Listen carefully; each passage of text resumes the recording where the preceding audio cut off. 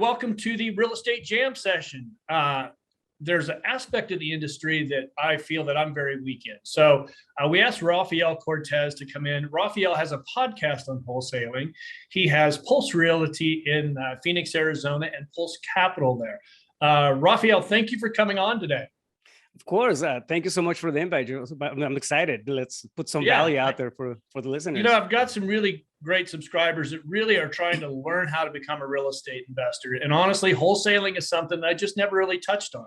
You know, I got my real estate license. I just started going after that aspect of the industry, becoming a broker and focusing on, listing and sales. But I really think that this is an avenue that some people should be taking a look at. They might find it to be very interesting. So, and I know that this is what you do every day. So you're the perfect guy to be talking to about it.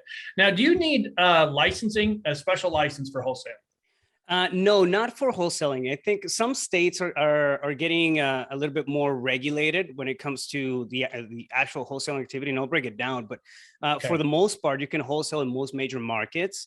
And make a good handsome profit that's off of the deals basically. Now, one thing to understand with wholesaling is that we're looking for a very small percentage of those people that want to sell. It's a specific type of property, and we can jump into the details of that. But so right out of the gate, you don't need a license in most places to wholesale. There's maybe 2 or 3 that are kind of getting going that way. Okay. But as it stands right now, we do business in multiple different states, and we're not. I mean, we're licensed, but we don't need the license to do that particular part of the business. Yeah, an individual does not need to get licensed. They can go ahead and start making money doing wholesaling while they're getting licensed, I guess. Absolutely. All right. So let's do this. How do I make money doing wholesaling? How do I get started? Well, it's let me break down the process, I guess. I mean, that would be the easiest thing, and then I can give you kind of like an overview of what the model might look like. But wholesaling, to put a definition to it, it's selling your vested interest in a property. So it's you negotiate a contract. The way it works is you have to market, right, for sellers. Yep. And most of these sellers, or if not all of them, have some type of distress. You have to come in and then be able to provide a solution for them. It's people that can't, for whatever reason, they can't put their properties up on the MLS. Maybe they need a lot of repairs. Maybe they're on a very, very tight time crunch where they got to close in a week, 2 weeks. People get relocated all the time, right? And they just, up and leave. People get inherited properties and they don't want an inherited property. They don't want to be a landlord.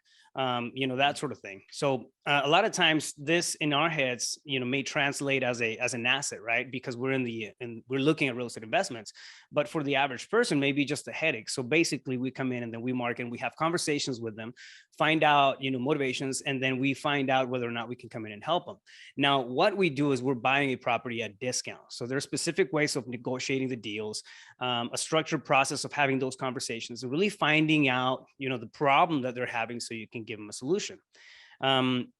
So when you go through this process, basically you get the property under contract and you now have a time to close on this property, say 30 days, right? And you have the signature on the contract. Now what you have, it's also vested interest in that property. So we are not selling the property itself. We're selling the vested interest in the contract. We're selling our negotiation of that contract, right? And for example, let's say that a property is worth, at market value, $100,000. We'll keep it simple for the sake of numbers, right? We'll negotiate a property at $70,000 because it needs repairs and, there's some type of distress there. So we'll negotiate down to $70,000. We'll find somebody who's actually going to be doing the flip on it, coming in and rehabbing the property and then selling that same property for $80,000. So we keep that $10,000 spread or profit, right? And that's called an assignment fee. So you can have an assignment, you can get paid via an assignment fee when you do a wholesale deal, right? But it's you're selling the vested interest in that property. It's important to understand that part. Yeah. Now, when you have that, you find a list of buyers that come in and then flip, all those guys that are doing rehabs. Now, most of these people are buying from wholesalers. It's almost an art, to find that distressed seller and go direct to seller. A lot of people don't want to deal with that stuff. But in wholesaling, like that's your secret, that's your superpower. That's what you have to become really good at, understanding marketing, how to approach it, how to, set up the systems in place and make sure that you're on top of the follow-ups, the type of conversations, that sort of thing. Understanding the rehab costs. Absolutely. Yeah. It's because you budget all that stuff into your offer price point, right? You have to make an offer that's going to make sense. And then you're going to have meat in the bones for the fix and flipper who's going to come in and buy the contract from you. But essentially that's how it works. So you have three parties. You have the seller, and then you have you in the middle as a wholesaler. And then you have the end buyer who's going to come in and then buy the property. So you use the end buyer's money, meaning the fix and flipper, use their money to close on the deal. And then you make whatever difference, in price point there was. How do you handle the deposit? You have to pay that one out of your pocket? No, it's so a lot of, believe it or not, a lot of times there's no big earnest money deposits. I mean, we'll do $100 or something like that. And we're taking these properties on a 30-day time period, right? So you get a 30-day close of escrow in the contract. And then you market the property. There's clauses in the agreements and everything that allow you to push, the marketing for these properties, your vested interest in the property. That's what you're marketing. And then somebody comes in, and then the end buyer, usually buying cash, they're able to close within 10 days. So you use their money. And then if you do put down any earnest money deposits, I mean, you usually get it back at the close of escrow, and on top of your fee. Yeah, but it's a good way. What I like about wholesaling, Joseph, is that it's a low barrier to entry.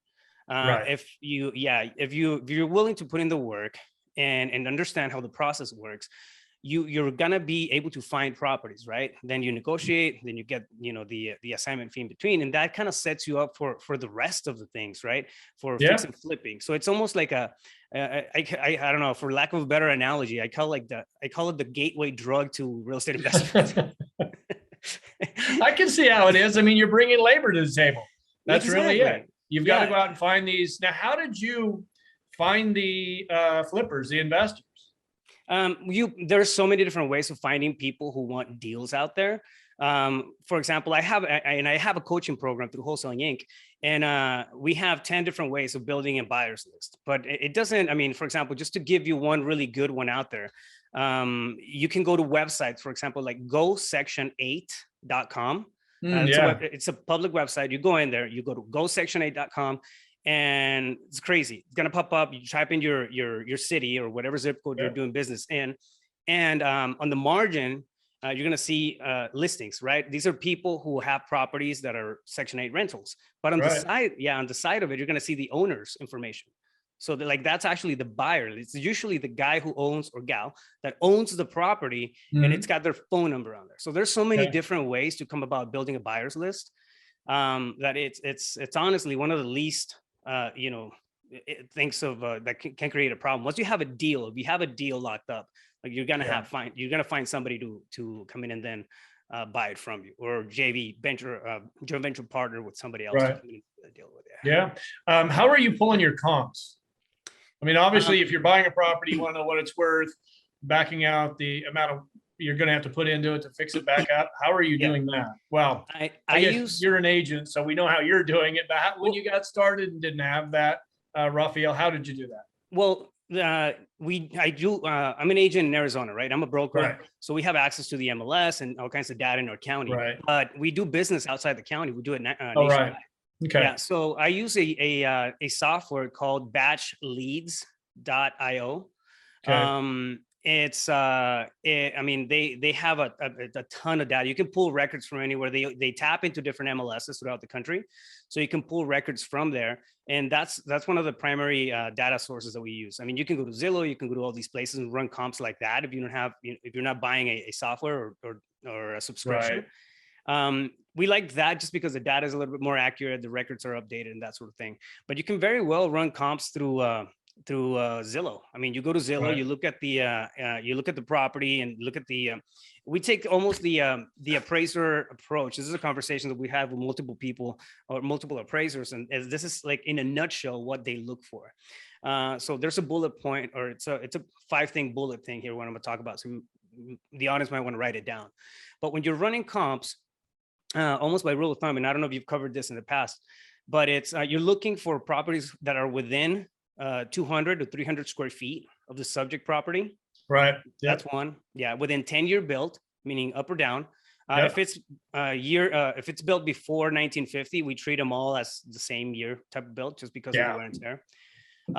Within 1 mile radius of the subject property where you're at, and we don't go across major landmarks like major freeways or train tracks. We try to keep it in the same vicinity. So we play with that distance radius quite a bit, right? We start at quarter mile, half mile, and go up to a mile. And then like for like, so single story to single story, two-story to two-story, that sort of thing. So you're running comps that way, and then you're finding out what the average price point of those properties are. You take that that average price point, and now you have a good starting point of where to make your offer from. And the calculations for the offers it's not rocket science. Once you have it in there, it's pretty easy to just kind of come up with them on the fly. You know what I mean? You just got to know what to look for. Yeah. And once you get it all built out, you do an Excel spreadsheet, I suppose, pop all the numbers in, figure it all out pretty quickly. Yeah. I actually built a CRM, an operating system for a company. We have that. Type in a couple of buttons and ARV, and then we get the rest of it with the contracts and whatnot. So it's a pretty neat setup. But again, it's one of those things that it takes a while to build out. Like I started off with a notebook, which I still carry. I'm a notebook guy. I'm seeing that a lot. People tend to be going back to that. Some of our younger agents, they have Post-it notes all over the damn place. I'm like, what? Yeah. I don't know. They're also tech savvy, but yet they're using Post-it notes. It's amazing. Yeah. There's magic. I think it's kind of like a side topic, right? But I think there's magic in writing things down. We verbalize, right? The power of the spoken word is one thing, but I think when you put things down in writing, you're actually taking them out of your head, and then they're physically putting them somewhere. I don't know. They just manifest better, I think. Yeah, I agree. All right. So you go to gosection8.com is one way. Do you do mailers out to communities, or how else do you find property? No, we were doing a lot of direct mail at one point, but the response rate on that dropped. And it's practically non-existent. You have a 0.0% response, 0.07%. I'm sorry, 0.07%. Last time we tracked it, which I think was like last year. Response rate on direct mail campaigns.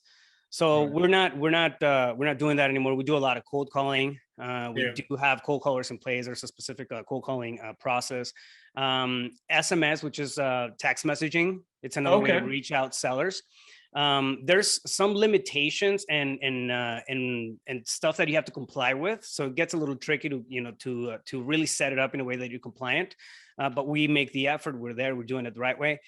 So that gives us leads on a regular basis, and then we're also doing pay-per-click advertising.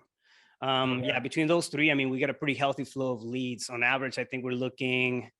I think last week we had about 38 leads. 38. Man, you must have a staff doing numbers. 38 leads and 22 prospects, I think, out of that. So they get leads or interest. Prospects are people who we actually talk about offers and stuff. Right. So we have a pretty decent conversion process in place. Like it's all. That's what I was going to ask. Is of the 38, how many do you typically convert? Well, we have out of those 38 from last week, I'm just looking at last week's data, but it's we had 22 that turned into prospects, and then a few of them fell out. We have a couple of them on the hot follow-up pipeline. It's just the follow-up is one of the biggest things, right? But on average, you're looking at as far as pre-qualified leads. Prospects. You got to have 20 maybe to a deal, 20 to 25 to get something done that comes in through. Okay. So it's not like you're gonna get 28 prospects and then boom, get 28 deals out of that, right? You have to. Yeah, I wasn't sure what the percentage was because it's got to be. Now, do you have a certain margin that you'll just say, you know what, there's not enough meat on the bones here, or is there a percentage that you guys work off of, or you just kind of go by, this is okay, we'll take this one? No, sometimes it does come down to that, and we've had deals where we don't. We make $1,000, right? And then we've had deals where we make 80,000, 90,000. The biggest one, it's 108,000, I think, that we've covered as a wholesale assignment. It was a bigger, more higher value property, and it made sense, right? But then we have deals where we have actually not made money on them, because we want to close on the deal to do the right thing for the seller, because we've already been in agreement with them. Sure. Yeah. So, there's a variation. On average, I think our average spread is $24,000 per deal. That's the average out of every deal that we come across. We make on average about $24,000. And that's nothing to sneeze at. I didn't know there was that kind of money in this, to be honest with you. Yeah. I mean, it takes, again, it like that was not the case when I was running by myself and doing, the appointments and all that stuff. I mean, it took me a while to get to that, through that learning curve. But it gets to a point where it can be a very healthy and sustainable type of, business. It's got to be hard to get started because when you're new to it, you're not really understanding it. You're so nervous on the phones. Yeah, you find that a lot of people reach out to you and say, "Hey, I want to do this," and they don't understand the amount of work it's going to take. Yeah. We see that in brokerage. Well, I'm sure you do in your brokerage as well. Everybody comes in and they're like, I want to be a broker. I'm like, okay, if you want to be a commercial broker, you're going to have to, I need 18 to 24 months of your life to really get you trained and up and running. And, and I don't know that they don't believe me, but, come month number 3, like, yeah, this is a lot of work. Yeah. You got to hand over your soul. Yeah. Wholesaling it's similar. I mean, it's a lot of people with the hustle mentality gravitate towards hustling, just like in real estate, right? We have a lot of agents that come in, and we have that. We were kind of like pre-wired with that hustle mentality. We just gravitate like a fly towards that shiny light. Like, that's what you're an entrepreneur. Right? Yeah, exactly. Yeah. So the thing about it is that a lot of people get or gravitate because they see the highlights. Like you were talking about technology earlier. They see the highlights on social media, right? Oh, this guy's doing so great. He posted pictures in Costa Rica. He posted pictures in Tampa. He posted pictures, in all these places. Yeah. But I mean, those are the highlights. That's like the 15 minutes out of the 24-hour day. You know what I mean? So there's a lot of work that goes in behind it. I think having a mentality of hustle is important because it gives you that ability to take off, right? But you have to evolve into that systematic thinking. The freedom really is in the systems, because then you can. I mean, I always say this: you can't scale a side hustle. You can scale a business if you have processes and systems in place, right? You can plug people in there and build it out like a business, run it through numbers, KPIs, and that sort of thing. But it's you're completely right. I mean, I think it's something that people don't necessarily understand until they're in it, right? There's gonna be a lot of YouTube education going on. There's going to be a lot of theoretical knowledge in place, but until you start talking with sellers and get hit with conversations and rebuttals and rejections, and people tell you mean things, like that's it's a different deal when they start talking back to you. You can't just sit and watch the video, but when they say, "Hey, jackass, I'm not interested," that hurts.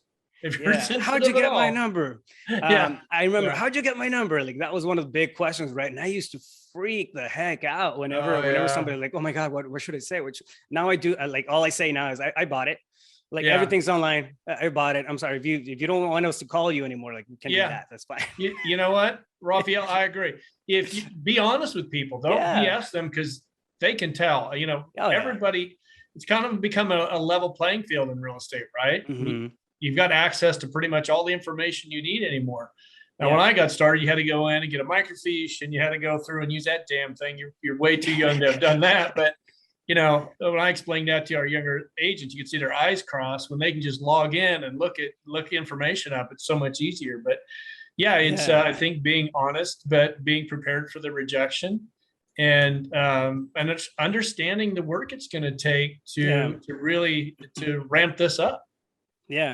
Yeah, coming in with realistic expectations is huge, and then I think if I would have done, if there was anything I could do, and I'm going to be biased on this, absolutely, right? Okay. But if there was anything I could do at the like starting off, I would not have done those first 40 years by myself. I just, because of, one, the expenses, the learning curve, there was a lot of stuff that I thought I knew, and I Googled and whatnot. And the information is out there. So it makes sense to a point, right? But like I realized later that it's almost like have you ever bought, I used to play with a lot of Legos. I would buy Lego sets, right? And then you put the Lego together and it's all cool and dandy. And then you take it apart and then throw it in this one box. And then you buy the next set and then do the same thing. And then you throw it in the box. Next thing you know, you have 4 or 5 different Lego sets in the same box and you just don't know where the pieces go. Right. That's the same thing with a process like this. You know where what the pieces are, right? But the order of things, how do you market, or when do you reach out to sellers? When do you reach out to buyers? Like all of that stuff took a lot of trial and error, and it just got expensive. So, well, I would think with your background and your education and organization, I would think that's had to be a big key to your success, because, we tell our agents, you should structure your day. You have to bring structure to build any business. You have to have structure. Absolutely. And I'm addicted to The Profit on CNBC. Have you ever watched that show? Marcus Lemonis, incredible show. Yeah, he'll go in and turn businesses around, but it's all about, people, processes, and he had one more P, but I don't remember what it is. But it's just you've got to have the process to grow your business, and if you don't have that structure, it's tough to get that process to work for you. Absolutely. I have, and I don't know if we have enough time for this, but I can share 2-3 minutes, like a basic, process, like a structure, business model, really, that I implement for wholesaling, right? When you break it down into these little sections, or think of them as different boxes within your business, it's easier to allocate people, and to create processes after each one of them. The first one is going to be sourcing. When you're wholesaling, you need to source the leads. I don't call it marketing because it's that people confuse it with sales, and it's not. It's different, right? It's sourcing. You're sourcing leads either by cold calling, pay-per-click, joint venture partnerships, whatever actions you're taking to source the leads comes in at that first level of the business, first section of the business. From that, you move on to pre-qualification. You have to pre-qualify the leads. Make sure that they're actual prospects, right? At this point, they're just leads. During the sourcing stage, we gauge for interest. We just want to see if they're interested in having a conversation. During the pre-qualification process, we make sure that the conversation is going to make sense, right? Before I send them over to my acquisitions rep, and they have time and invested into this one prospect, like we want to make sure that at least we have some of that stuff going on. That way we can keep the volume up. So we have the lead management, which is the conversion and pre-qualification. After that, you send them to acquisitions, multiple different ways of structuring deals. You have different tools per se, right? We have the wholesale offer. If that doesn't work, we'll pivot into a different structure, which is an option. If that doesn't work, we do a lot of seller financing stuff, so creative financing stuff. So we have multiple different ways of structuring and monetizing on those leads. Then you acquire a deal, you get the signature on the contract, and you're jumping around and happy. You send it to dispo. Now there's a whole different process for dispositioning the deals, meaning selling your contract to somebody else. That's stage number 4. 5 and 6 are measure and improve. So measuring, it's tracking your KPIs. Okay, what did this deal look like? Where did the lead come from? How long did it take to close? What's the average spread? And then you start to compile all these things, and now you have a picture of the efficiency of your business, right?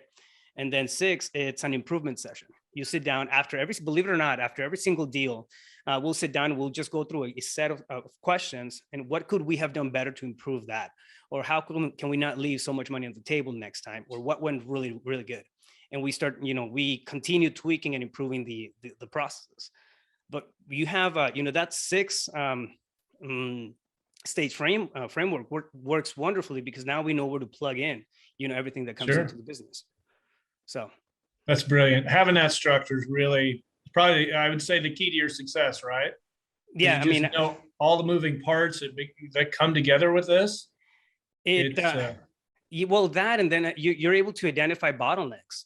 Like if we have, for example, we're not getting any deals on the acquisition side. If the acquisition rep doesn't have enough people to work on, or sellers to work on, we'll go back and we'll see if it's a conversion problem. If we don't have enough people in the conversion funnel, we'll go back to the sourcing and see if our marketing is off. So you can go back and pinpoint where your deficiencies are in the business. You can't do that if you're just kind of shooting from the hip and then getting deals done. Yeah, you may get a deal here and there, but it's not going to be the problem of consistency. And this very well. Like when you're in terms of marketing and putting yourself out there in the brand and making sure that you have an actual business, you have to be consistent, right? And this is one of the ways that we keep that together. Also, like from an owner standpoint, I want to own a business. I don't want to work on the business. I don't want to be self-employed. So if I have those areas in place, I can plug people in. They do their thing, and I'm able to come in and then automate, delegate, and then elevate and do whatever I want. Move on to other stuff while the thing is still running. So if I walk away, it doesn't fall apart. That's the biggest thing. Right. Yeah. Yeah, you can be outsourcing other deals, and you know that your team's got it. How big is your team now, Rafael? You don't need a big, huge team, man, to do some damage. So we have 3 full-time cold callers, and these guys are just hitting the phones. I have an in-house lead manager. That's one. Okay. And she does the SMS campaigns also, and she'll pre-qualify the leads. Oh, gotcha. Okay. Yeah. So say that we after that we have an acquisitions reps. We have 3 acquisition reps who are working on negotiating deals and putting out offers, sending out the contracts, getting the signatures in the contracts, and all those agreements in place. I have a dispositions manager who has a transaction coordinator to help them out, and then I have a director of operations who handles the management of the team. He handles KPIs. He handles. I mean, you don't need a director of operations if you're not at that point, but he's my gatekeeper, right? So he gives me all the time that I wouldn't have otherwise. I'd be managing, this team if he wasn't. Sure, yeah. So, but it's not I mean, we're gonna have 20, 30 people in the company. And we're moving. Very efficient.